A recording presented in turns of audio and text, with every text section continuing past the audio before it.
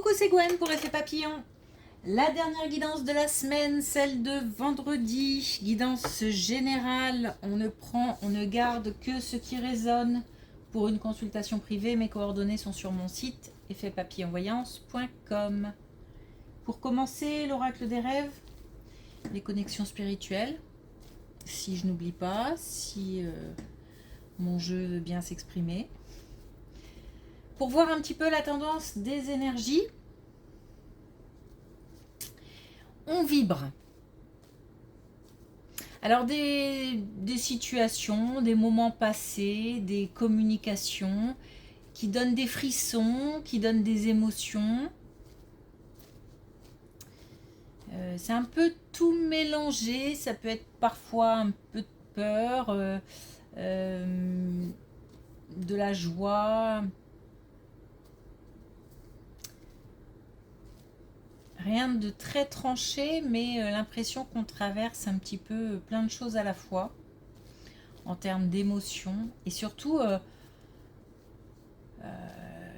le sentiment de vibrer, quoi, de ressentir des choses peut-être qu'on n'a pas l'habitude de ressentir, mais j'ai l'impression que c'est plus un condensé, plusieurs émotions à la fois qui font l'exceptionnalité. Pas quelque chose de linéaire comme ça. Non, ça fait des petites... voilà. C'est pas l'ascenseur émotionnel non plus. Hein. Mais ça donne des frissons. Un petit peu à l'image de l'ISS. Je sais pas si vous l'avez vu passer hier soir, c'était ouf. Donc un petit peu... Enfin, pour ceux qui aiment... qui aiment les planètes, les étoiles, l'espace, la NASA, etc. Ben, ça fait un petit peu ce sentiment-là. On se dit, c'est dingue. Ok. Donc on vibre.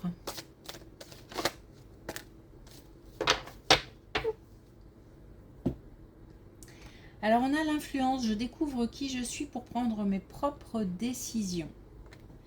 Donc le fait de vraiment savoir où on va, ce qu'on veut, ce qu'on cherche, ce qu'on attend.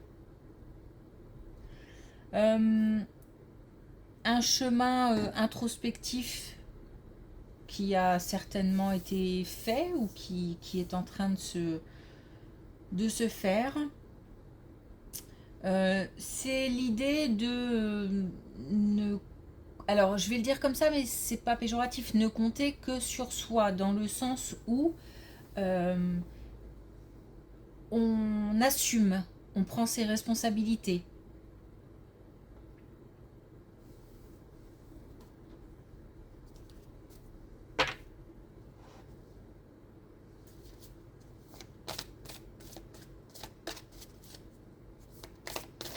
C'est aussi, il y a quand même une histoire de valeur là qui traîne encore, donc c'est aussi toujours la question de savoir si on est ok avec ses propres valeurs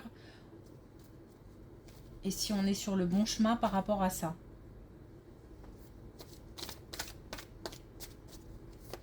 Ça fait 2 jours que j'entends les valeurs, les valeurs, les valeurs.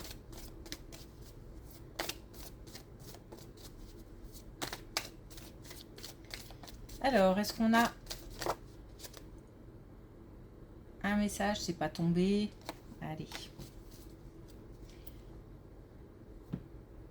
Avec l'oracle des connexions spirituelles, on a bien chez soi. Donc c'est quand même une idée d'introspection, une idée de vraiment faire le point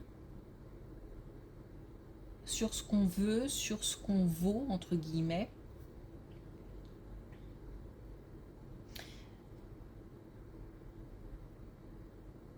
Mais j'ai pas l'impression qu'on s'isole pour autant.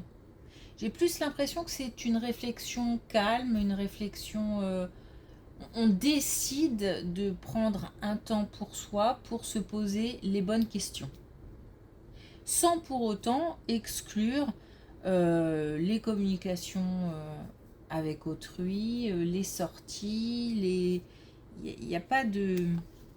Il n'y a pas de repli sur soi. Ok. Ah. Alors. Bon.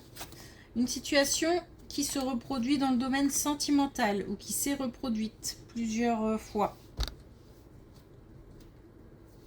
Avec un sentiment d'abandon, sentiment de perte, qui est difficile à gérer. Donc on a peur de perdre l'autre.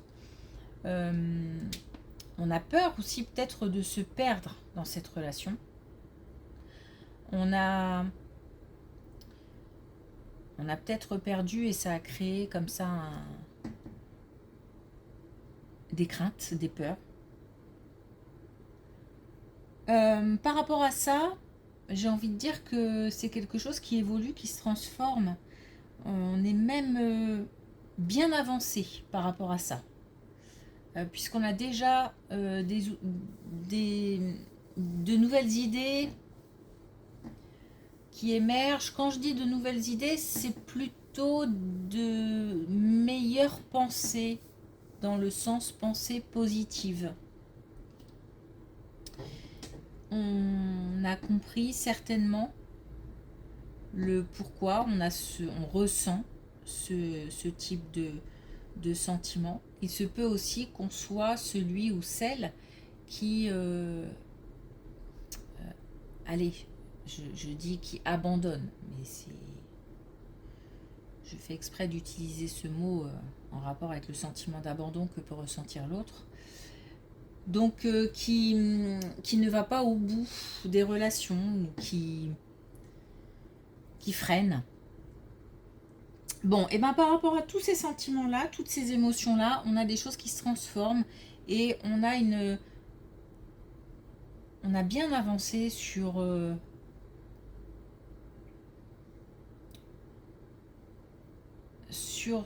pourquoi on en est là aujourd'hui et pourquoi on ressent ça aujourd'hui. Donc là, dans le domaine amoureux.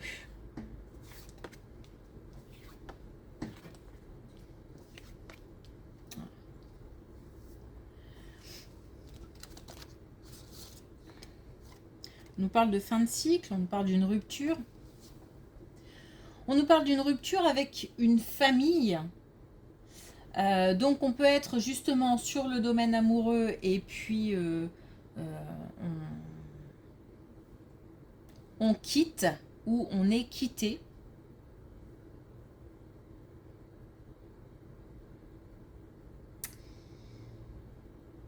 On est d'ailleurs sur le domaine amoureux.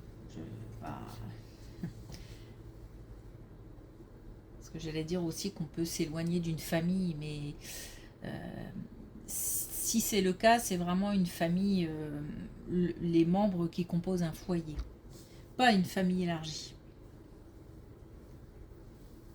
Donc on a, voilà, j'ai l'impression des émotions aussi contradictoires par rapport au fait de partir, de quitter et une certaine loyauté qu'on a vis-à-vis de certains membres de sa famille. Donc la décision doit être difficile à prendre. Il se peut aussi qu'on soit quitté et que ce qui fasse mal, c'est d'avoir quelque part toujours été là.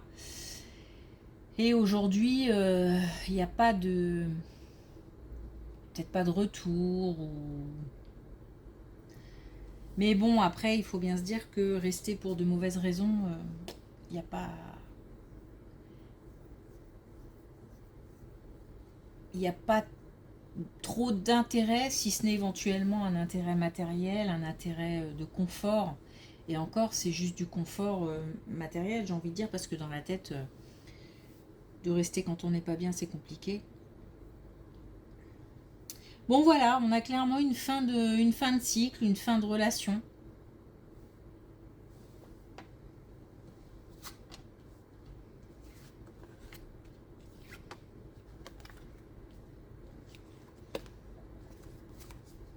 Bon.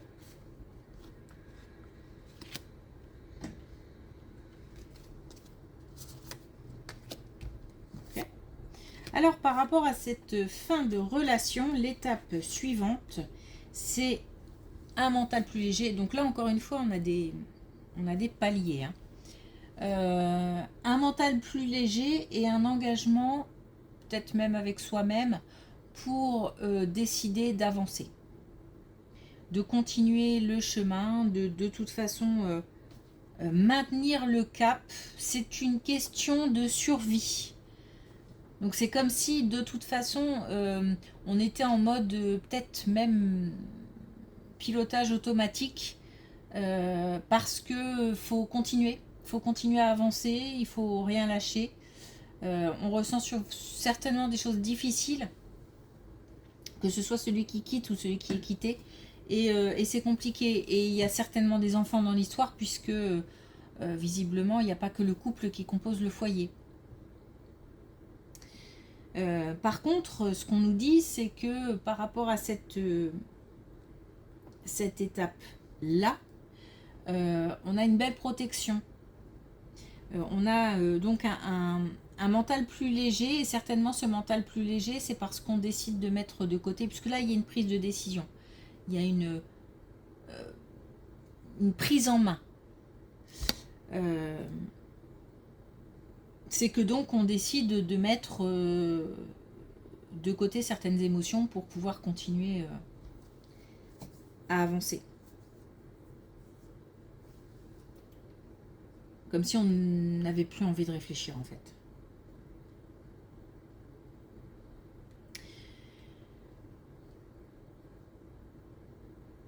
Donc on est plutôt là sur une étape de entre deux.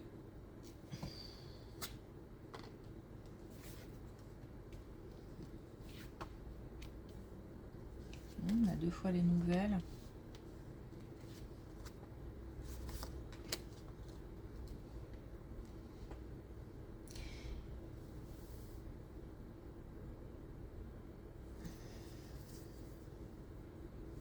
Alors là, je demande si on est sur une autre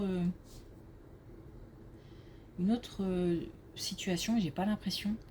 Là, on a 2 fois les nouvelles, on a 2 fois le fait de communiquer, d'avoir des échanges. Mais alors, c'est pas facile. C'est comme si on nous disait que, comme dans certaines séparations, chaque étape comporte son lot de difficultés et d'émotions fortes à traverser.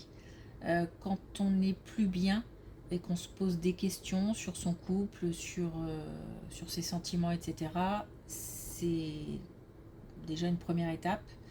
La seconde étape, c'est quand la décision est prise de l'un ou de l'autre, hein, qu'on subisse ou qu'on soit acteur. Cette seconde étape, c'est pareil, elle soulève plein de questions, plein de doutes, plein d'émotions. Et surtout, s'il y a des enfants, la culpabilité, le sentiment de trahison, bon, ça peut soulever plein de choses. Et puis cette étape où voilà, la décision est prise, le pas est franchi, le cap est franchi, et à la fois il y a ce sentiment de libération, peut-être aussi de fierté d'avoir osé, et puis de se dire que là on va vers le mieux, et à la fois toujours les difficultés d'une séparation, et peut-être aussi tout ce qu'il y a de matériel à régler, mais pas que. Donc cette espèce d'entre-deux là. Et là, on nous dit que c'est pas fini parce qu'il y a encore, on peut avoir des échanges qui deviennent compliqués, des choses qui ne sont pas simples, une séparation qui ne se passe pas comme si on se séparait d'un commun accord, ou si c'est le cas, euh, il peut y avoir ensuite des discussions qui peuvent s'envenimer. Mais s'envenimer au point que on ne se sente pas bien du tout, qu'on ressente vraiment un malaise. C'est même plus qu'un malaise, c'est un mal-être. Avec peut-être aussi ce sentiment qu'on fait souffrir les autres, surtout s'il y a des enfants dans l'histoire, et si, encore une fois, et si il y a peut-être un petit peu de manipulation de la part de l'autre côté, enfin bon, il peut y avoir plein de choses. Mais on nous dit que malgré tout ça, il faut oser, rêver, espérer, se donner les moyens de, c'est-à-dire en fait continuer. Continuer à avancer. Et puis ne rien lâcher comme d'habitude. Malgré la tristesse. C'est aussi...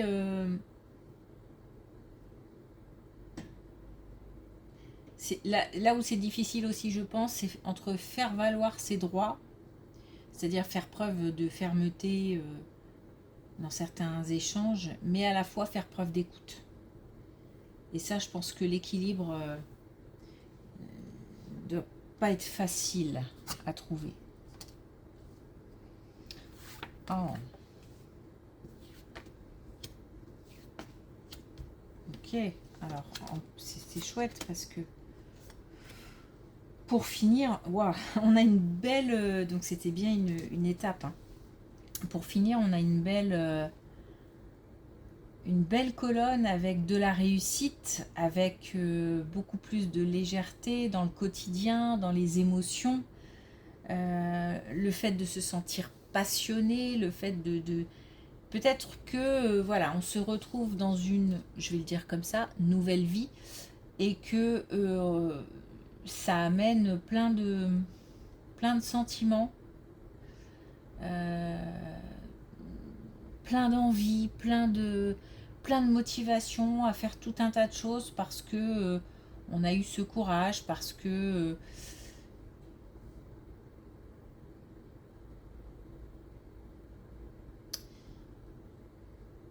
comme un nouvel élan. Comme un nouvel élan. Si on a subi, c'est aussi une bonne nouvelle, ça veut dire qu'on va réussir à franchir les caps les plus difficiles, les plus douloureux, et qu'on va pouvoir à nouveau se sentir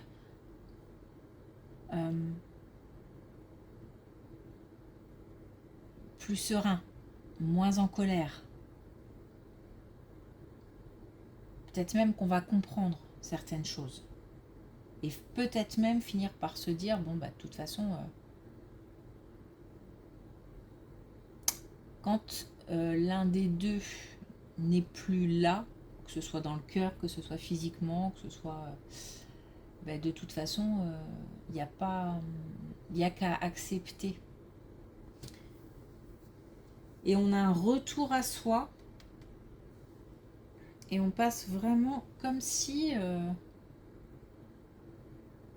grâce à cette expérience... Alors là, attention, hein, on est sur... Il y a du temps hein, qui passe hein, entre chaque colonne. On est sur quelque chose de profond, de long, de... Voilà. Et à la fin, on finit par apprendre de cette expérience difficile.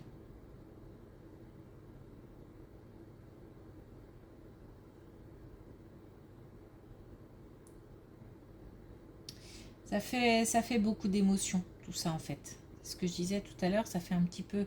Il y a beaucoup d'émotions. Alors, c'est pas exactement...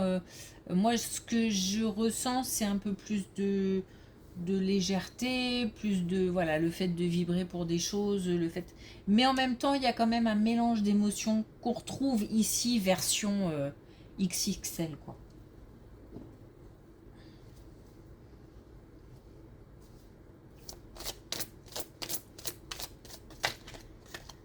Ok. On se reconnecte à soi-même. Peut-être qu'on s'est perdu en chemin. Peur de se perdre, la peur de perdre ou la peur de se perdre. Ok, alors est-ce qu'on a un dernier message avec l'oracle des couleurs?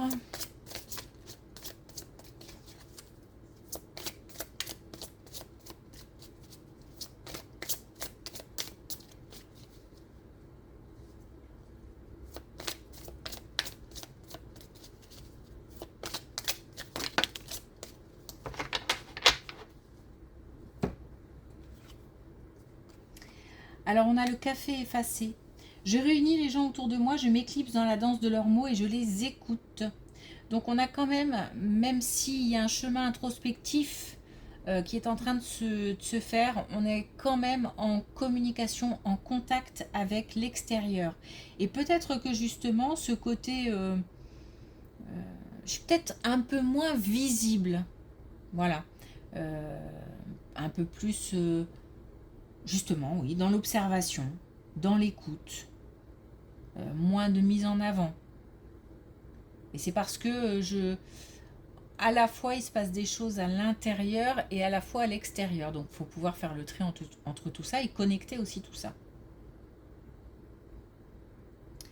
Ok.